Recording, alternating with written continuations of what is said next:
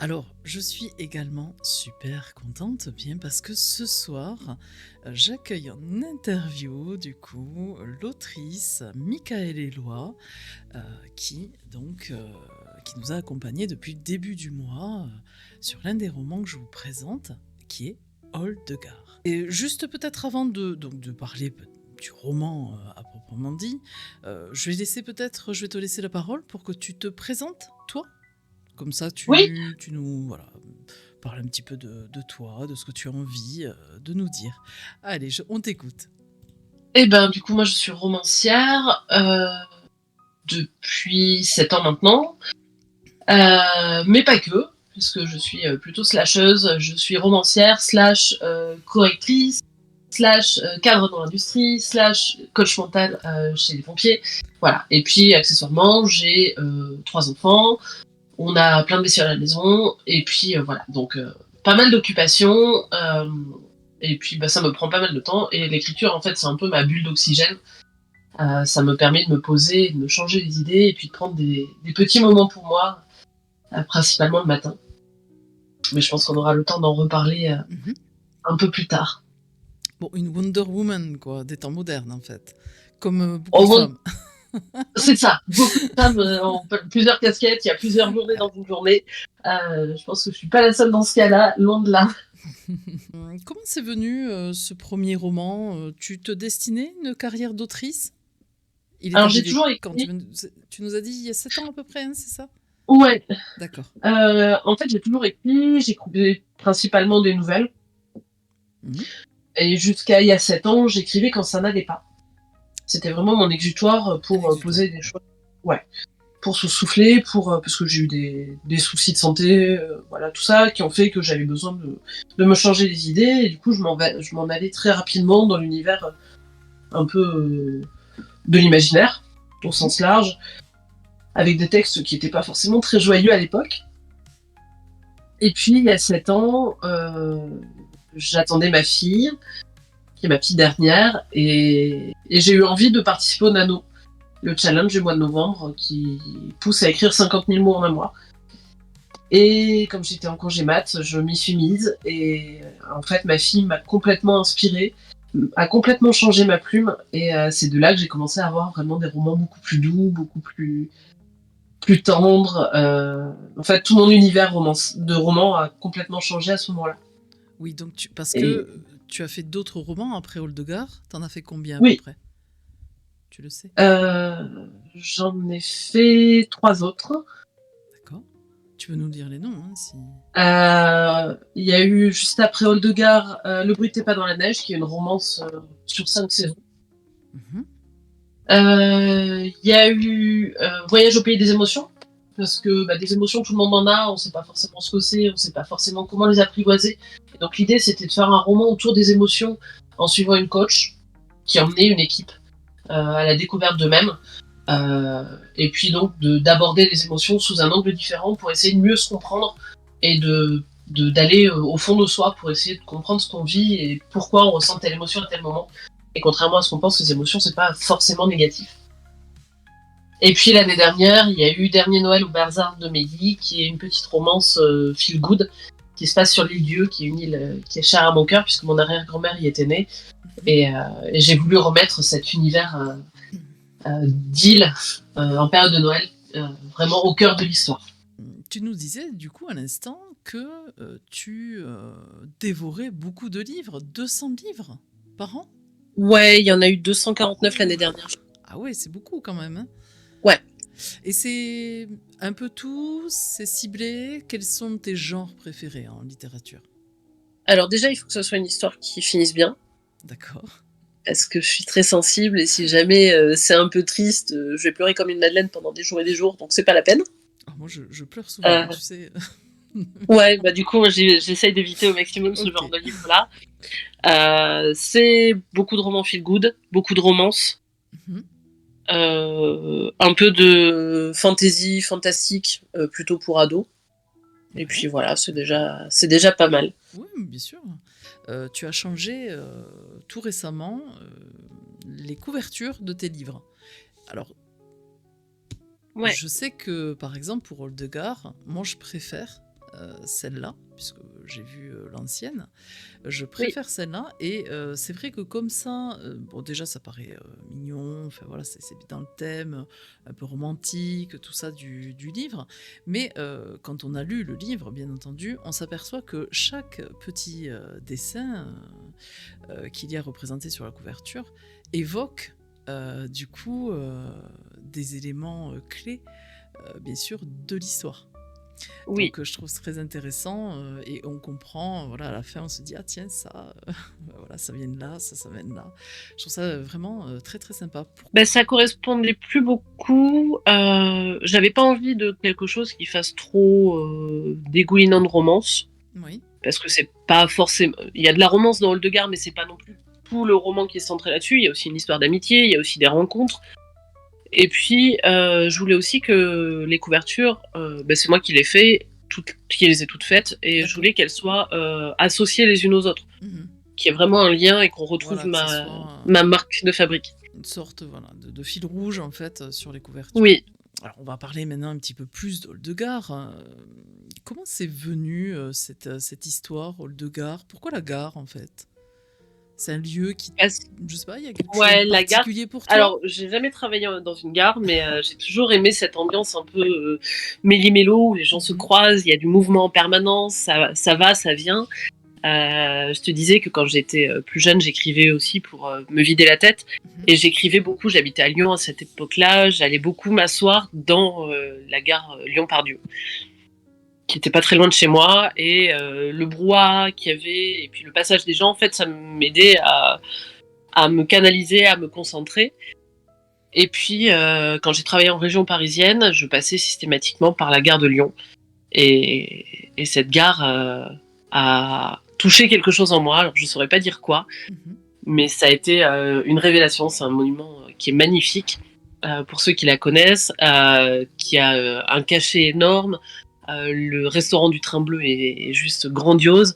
On a presque l'impression de se retrouver au 19e siècle avec toute l'histoire de la gare derrière. Enfin, c'est fantastique. Et ça m'arrivait de temps en temps de me dire, bah tiens, je croise une personne, bah, qu'est-ce qu'elle pourrait venir faire là et pourquoi elle serait là. Un Et peu c'est comme ça qu'est née comme Elsa. l'histoire de... Ouais, c'est ça. D'accord. C'est là qu'est née l'histoire d'Elsa qui s'imagine un peu la vie des gens qu'elle croise. Mhm.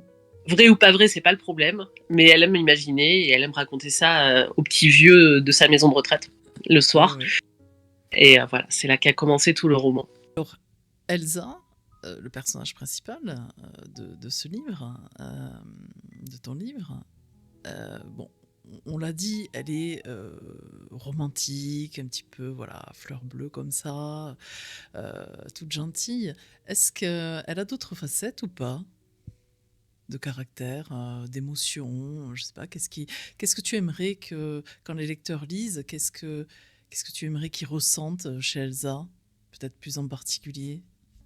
Alors, c'est une éternelle optimiste. Mhm. Elle va trouver du positif dans à peu près tout.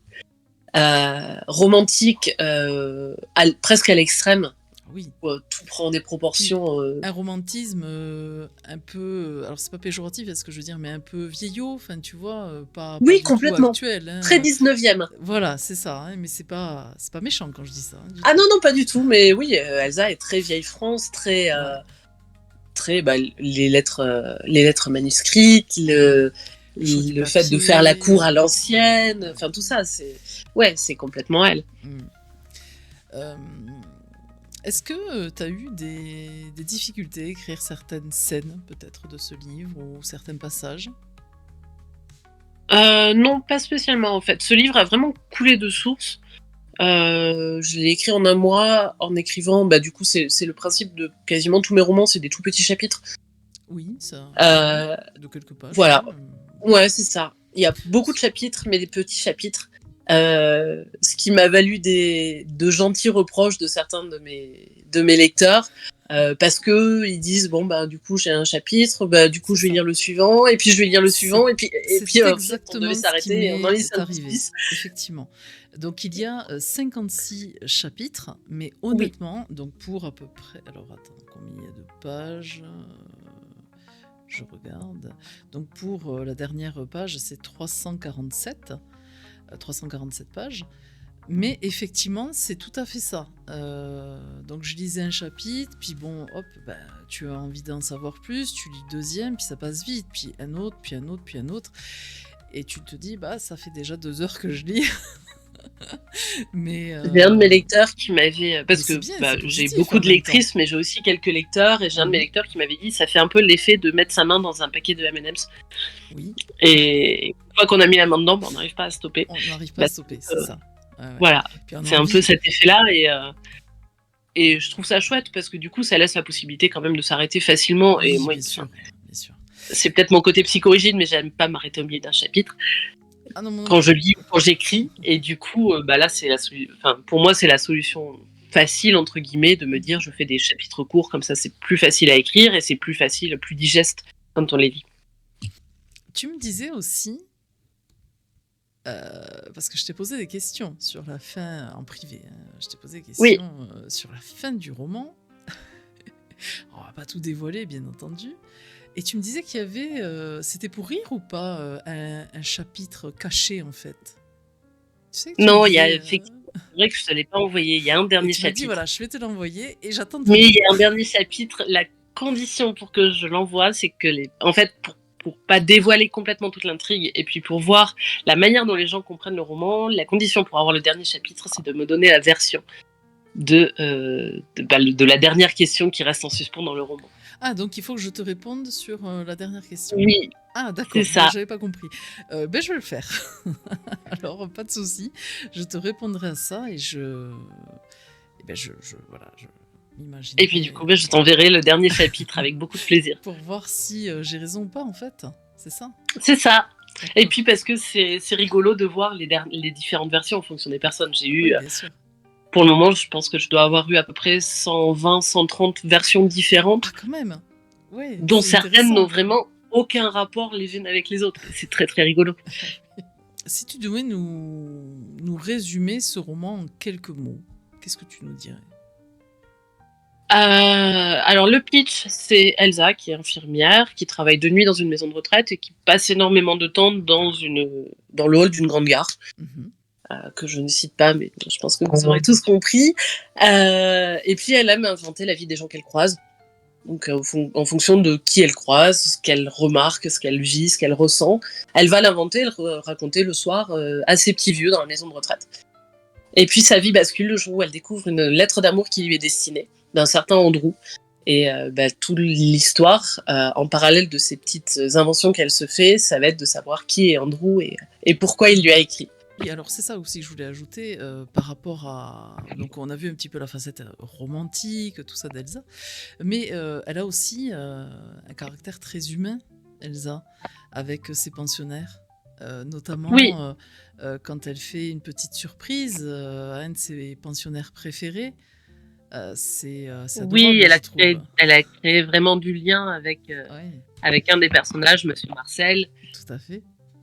qui reste Monsieur Marcel quoi qu'il arrive, elle l'appellera jamais que par son prénom, et qui est un peu presque un grand-père de substitution quelque part. Mhm. Et oui, enfin, elle va au-delà de son rôle d'infirmière. Elle fait Oui, bien du sûr. coucounage en permanence auprès de ses petits vieux à elle. C'est presque sa famille. Oui, c'est ce que j'allais te dire, c'est presque sa seconde famille, quoi, finalement. Tout à fait. Il y a ce côté que j'ai beaucoup aimé en fait dans le roman, hein. C'est pas, c'est à côté aussi, et puis alors ça on le retrouve dans le rapport qu'elle a avec les personnes âgées donc de sa maison de retraite, hein, là où elle travaille, mais aussi dans tous les personnages qu'elle rencontre dans la gare. On sent ce côté aussi très humain quand elle ramasse par exemple le petit doudou de la petite fille. Tout ça, c'est très tendre en fait. Mais c'est son côté très positif en fait. Mhm. Elle a besoin de ce côté-là, et c'est sa manière de vivre le monde. Elle a, elle, clairement des lunettes roses pour voir le monde autour d'elle. Il faudrait peut-être plus de gens comme elle. Qu'en penses-tu? Ça serait, ouais, ça pourrait être chouette. Ça serait pas mal. Du coup, un message finalement très positif quand on a fini de lire ce livre. Et tu ben c'est aimerais, ce que c'est ce que j'ai voulu, ouais. ouais, tu aimerais que, enfin, j'imagine, hein, mais que quand les lecteurs finissent le roman, bah, ils ont un grand sourire, en fait, c'est du bonheur. Ouais, Ouais, complètement. c'est ça. C'est ça que tu as envie de faire Ça passer, du coup, Oui, comme idée. Mhm. exactement. En fait, bah, comme je te disais, moi, j'aime pas les romans tristes, j'aime pas les lire et je m'imagine encore moins en écrire et je me dis que même si c'est, s'évader par la lecture, ça fait du bien et si on ça peut mettre un peu de baume au cœur, bah, c'est gagné, quoi. Bah, écoute, Michael, si tu as peut-être d'autres choses à nous dire, je sais pas, le mot de la fin, peut-être.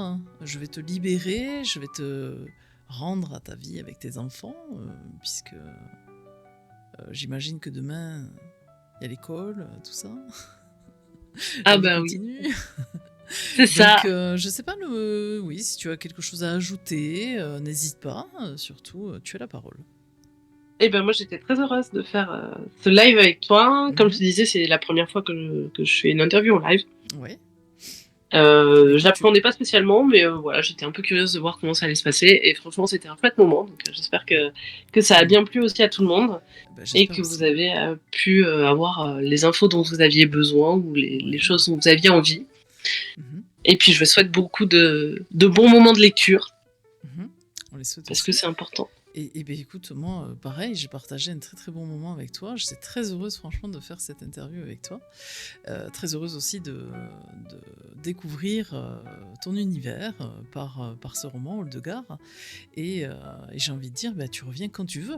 La porte est ouverte. Et ben, c'est gentil, écoute, j'hésiterai pas. Merci encore de ta présence. À très très vite. À bientôt, oui. À bientôt. Merci, Michael.